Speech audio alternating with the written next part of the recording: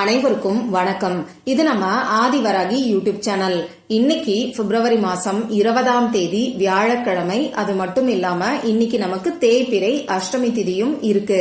இப்படிப்பட்ட சிறப்பு வாய்ந்த நாள்ல இன்னைக்கு நைட்டு தூங்க போறதுக்கு முன்னாடி தலகாணிக்கடியில இந்த ஒரு பொருளை மட்டும் வச்சு நீங்க தூங்கினாலே போதும். 8 மிளகு இருந்தாலே இந்த பரிகாரத்துக்கு போதுமானது. பல வருடங்களா தீராத கஷ்டமும் கடன் பிரச்சனையும் ஒரே நொடியில தீரும்னே சொல்லலாம்.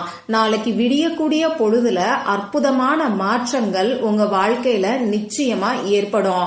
பலவித நன்மைகளையும் நமக்கு ஏற்படுத்தி கொடுக்கக்கூடிய ஒரு அதிசக்தி வாய்ந்த பரிகாரத்தை தான் இப்ப நாம தெரிஞ்சுக்க போறோம்.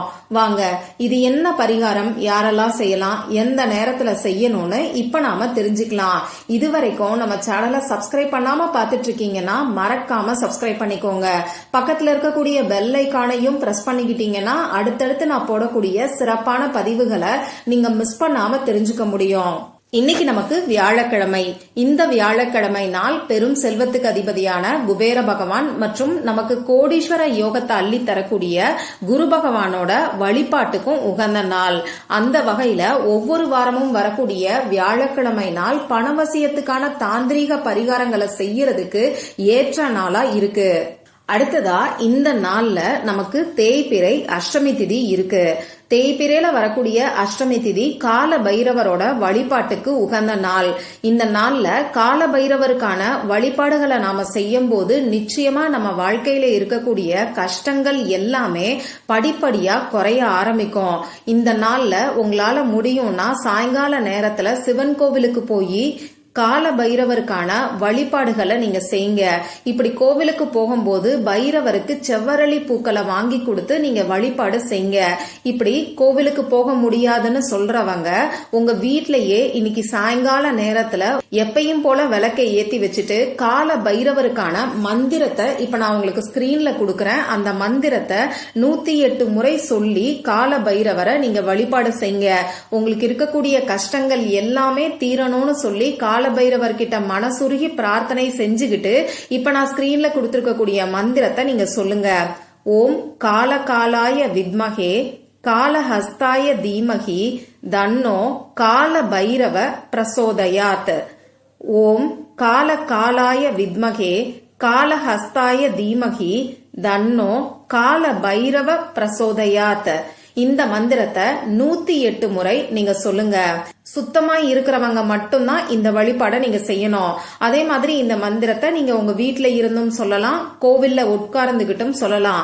கோவில்ல உட்கார்ந்து சொல்றீங்கன்னா எந்த ஒரு எண்ணிக்கை கணக்கும் வச்சுக்க வேண்டாம். நிறுத்தி நிதானமா ஒரு 15 நிமிடங்கள் நீங்க சொன்னா கூட போதுமானது. உங்க வீட்டுல இருந்து சொல்றீங்கன்னா 108 முறை சொல்றது நல்லது. 108 முறை சொல்றதுக்கு எனக்கு டைம் இல்லைன்னு சொல்றவங்க குறைஞ்சது 27 முறையாவது இந்த மந்திரத்தை இன்னைக்கு சொல்லி பைரவருக்கான வழிபாடுகளை நீங்க செஞ்சு பாருங்க. நிச்சயமா அந்த பைரவரோட அருளால உங்களுக்கு இருக்கக்கூடிய கஷ்டங்கள் எல்லாமே படிப்படியா குறைய ஆரம்பிக்கும். சரி, அடுத்ததா இந்த நாள்ல உங்களால முடியும்னா நாய்களுக்கு கோதுமையால ஆன உணவை நீங்க வைங்க. ஒரு சிலர் எங்க வீட்லயே நாய் வளர்க்குறோம், அதுக்கு கோதுமையால ஆன உணவு கொடுக்கலாமான்னு சொல்லி கேக்குறீங்க. இது உங்க விருப்பம் தான். ஆனா இந்த நாள்ல தெருவுல இருக்கக்கூடிய நாய்களுக்கு உணவளிக்கிறது தான் நமக்கு நல்ல பலனை கொடுக்கும்.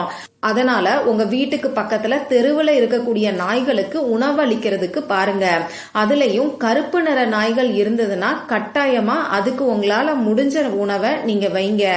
கோதுமையால ஆன உணவுகளை வைக்கிறது நல்லது. அப்படி இல்லைன்னா உங்களால முடிஞ்ச ஏதாவது ஒரு உணவை கூட நீங்க வைக்கலாம். இதனால உங்க வாழ்க்கையில இருக்கக்கூடிய கஷ்டங்கள் படிப்படியா குறைய ஆரம்பிக்கும். சரி, அடுத்ததா இந்த நாள்ல இன்னும் ஒரு அற்புதமான சேர்க்கை நமக்கு இருக்கு. அந்த சேர்க்கை என்னன்னு இப்ப நான் உங்களுக்கு சொல்றேன்.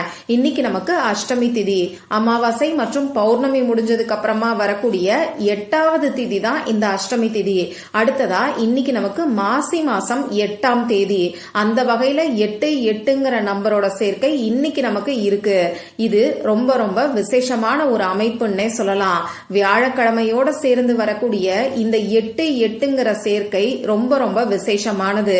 வியாழக்கிழமை நாள்ல வரக்கூடிய இந்த அஷ்டமி திதிய குபேர அஷ்டமி, குருவார அஷ்டமின்னு கூட நாம சொல்லலாம். சரி, இப்படிப்பட்ட சிறப்பு வாய்ந்த நாள்ல நமக்கு இருக்கக்கூடிய கஷ்டமும் கடன் பிரச்சனையும் தீர்றதுக்கு நாம செய்ய வேண்டிய அந்த பரிகாரம் என்னன்னு இப்ப நான் உங்களுக்கு சொல்றேன். இந்த வீடியோல பூஜை இல்லாத, வழிபாடு இல்லாத பரிகாரத்தை தான் நான் உங்களுக்கு சொல்ல போறேன். ஆண்கள் பெண்கள் யார் வேணாலும் செய்யலாம். பிறப்பு தீட்டு இறப்பு தீட்டு இருக்கிறவங்களும் தாராளமா செய்யலாம். பெண்களுக்கு பீரியட்ஸ் டைமா இருந்தாலும் இந்த பரிகாரத்தை நீங்க செய்யலாம். இந்த நாள்ல நீங்க அசைவம் சாப்பிட்டு இருந்தாலும் இந்த பரிகாரத்தை செய்யலாம். இந்த பரிகாரத்தை பொறுத்தளவுக்கு நீங்க உங்க வீட்டுல இருந்து மட்டும்தான் செய்யணும். மத்தபடி நமக்கு வேற எந்த விதமான கட்டுப்பாடுகளுமே கிடையாது. இந்த பரிகாரத்துக்கு தேவையான பொருட்கள் என்னன்னு பாத்தீங்கன்னா 8 மிளகு நமக்கு தேவைப்படும். சாதாரணமா இப்ப உங்க வீட்டுல சமையலுக்கு யூஸ் பண்ணி இருக்கக்கூடிய மிளகையே இந்த பரிகாரத்துக்கும் நீங்க யூஸ் பண்ணிக்கோங்க. அடுத்ததா நமக்கு ஒரு ஒயிட் பேப்பர் தேவைப்படும். கோடு போடாத பேப்பரை இந்த பரிகாரத்துக்கு நீங்க பயன்படுத்திக்கோங்க. இந்த பேப்பர்ல எழுதுறதுக்கு பேனா, sketch pen, marker, glitter pen, ball point pen, இதுல ஏதாவது ஒண்ணு நமக்கு தேவைப்படும். இந்த பரிகாரத்தை பொறுத்தளவுக்கு ப்ளூ கலர்ல இங்க் வரக்கூடிய பேனா, அப்படி இல்லைன்னா பிளாக் கலர்ல இங்க் வரக்கூடிய பேனாவை கூட நீங்க பயன்படுத்திக்கலாம். ரெட் கலரையோ கிரீன் கலரையோ யூஸ் பண்ணுங்கிற அவசியம் கிடையாது. இப்போ இந்த பரிகாரத்தை இன்னைக்கு எந்த நேரத்துல செய்யணும்னு பாத்தீங்கன்னா, இன்னைக்கு நைட்டு நீங்க தூங்க போறதுக்கு முன்னாடி செய்யுங்க. அதாவது உங்க வேலையெல்லாம் முடிச்சதுக்கு அப்புறமா நைட்டு 12 மணிக்குள்ள இந்த பரிகாரத்தை நீங்க செஞ்சிருங்க. இப்ப நான் சொன்ன மாதிரி உங்க வேலையை முடிச்சதுக்கு அப்புறமா முகம் கை காலை கழுவிட்டு வந்து நீங்க தூங்கக்கூடிய இடத்துல உட்கார்ந்துக்கோங்க. உங்க மூச்சை நல்லா ஆழமா உள்ள இழுத்து வெளியில விடுங்க. உங்களுக்கு இருக்கக்கூடிய கஷ்டங்கள்ல ஏதாவது ஒரே ஒரு கஷ்டத்தை மட்டும் சொல்லி உங்க குலதெய்வத்துக்கிட்டையும் சிவபெருமான் கிட்டையும் பைரவர் கிட்டையும் மனசு உருகி பிரார்த்தனை செஞ்சுக்கோங்க. நீங்க உங்களுக்காகவும் வேண்டுதல் வைக்கலாம், உங்க ஃபேமிலி மெம்பர்ஸ்க்காகவும் வேண்டுதல் வைக்கலாம். ஆனா ஒரே ஒரு வேண்டுதலுக்காக மட்டும்தான் இந்த பரிகாரத்தை செய்யணும். சப்போஸ் உங்களுக்கு 2-3 வேண்டுதல் இருக்குன்னா, உங்க கணவருக்கு இதுல நம்பிக்கை இருக்குன்னா அவரை இன்னொரு வேண்டுதலுக்காக நீங்க செய்ய சொல்லி சொல்லுங்க. இப்படி உங்களுக்கு இருக்கக்கூடிய அந்த ஒரே ஒரு கஷ்டத்தை சொல்லி மனசுருகி பிரார்த்தனை செஞ்சதுக்கு அப்புறமா நீங்க எடுத்து வச்சிருக்கக்கூடிய பேப்பர்ல அந்த கஷ்டம் என்னவோ அதை எழுதுங்க. நேர்மறையான வார்த்தைகளை பயன்படுத்தணுங்கிற அவசியம் எல்லாம் கிடையாது. உங்களுக்கு கடன் பிரச்சனை இருக்குன்னா உங்களுக்கு எவ்வளவு கடன் இருக்கோ அதை நீங்க எழுதுங்க. உதாரணத்துக்கு 5 லட்சம் ரூபாய் உங்களுக்கு கடன் இருக்குன்னா, எனக்கு 5 லட்சம் ரூபாய் கடன் இருக்கிறது, இந்த கடன் தீர நல்ல வழி எனக்கு கிடைக்க வேண்டும். இந்த மாதிரி உங்களுக்கு என்ன மனசுக்கு தோணுதோ அதை நீங்க எழுதுங்க.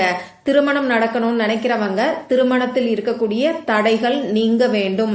இப்படி எழுதினதுக்கு அப்புறமா இப்ப நான் ஸ்கிரீன்ல கொடுத்திருக்கக்கூடிய நம்பரை 8 டைம்ஸ் மட்டும் நீங்க எழுதுங்க. அதாவது 8 முறை எழுதுங்க. எண்ணிக்கை கணக்குக்கு 1ல இருந்து 8 வரைக்கும் நம்பர் போடணுங்கிற அவசியம் கிடையாது.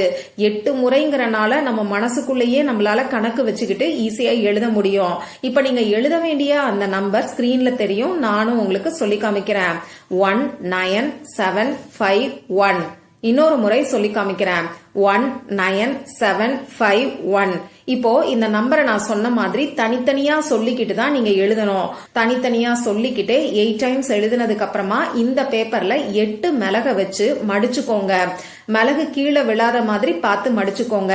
இப்போ இந்த பேப்பரை உங்க இடது கையில வச்சுக்கிட்டு வலது கையால மூடிக்கிட்டு திரும்பியும் ஒரு தடவை பைரவர் கிட்ட இந்த பேப்பர்ல எழுதி வச்சிருக்கக்கூடிய அந்த வேண்டுதலை சொல்லி அந்த கஷ்டம் தீர்றதுக்கான வழி கிடைக்கணும்னு சொல்லி மனசுருகி பிரார்த்தனை செஞ்சுக்கிட்டு இத உங்க தலகாணி கடியில வச்சு நீங்க தூங்குங்க.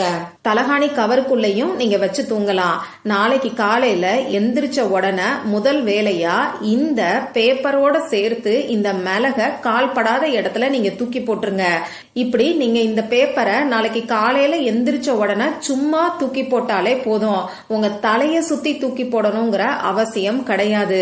இதையும் ஞாபகம் வச்சுக்கோங்க. இப்படி இந்த பேப்பரை கால்படாத இடத்துல மிளகோட சேர்த்து நீங்க தூக்கி போட்டதுக்கு அப்புறமா உங்க கை கால் முகத்தை கழுவிட்டு வந்து மற்ற வேலைகளை நீங்க பாருங்க. இன்னைக்கு சக்தி வாய்ந்த இந்த தேய்பிறை அஷ்டமி திதி இருக்கக்கூடிய நாள்ல நீங்க செய்யக்கூடிய இந்த எளிமையான பரிகாரம் நிச்சயமா உங்களுக்கு இருக்கக்கூடிய கஷ்டம் தீர்றதுக்கான வழிய கண்டிப்பா உங்களுக்கு ஏற்படுத்தி கொடுக்கும். அதனால நம்பிக்கையோட ட்ரை பண்ணி பார்த்துட்டு மறக்காம எனக்கு ரிசல்ட்டையும் ஷேர் பண்ணுங்க. மற்றும் ஒரு பயனுள்ள பதிவுல நாம சந்திக்கலாம். நன்றி.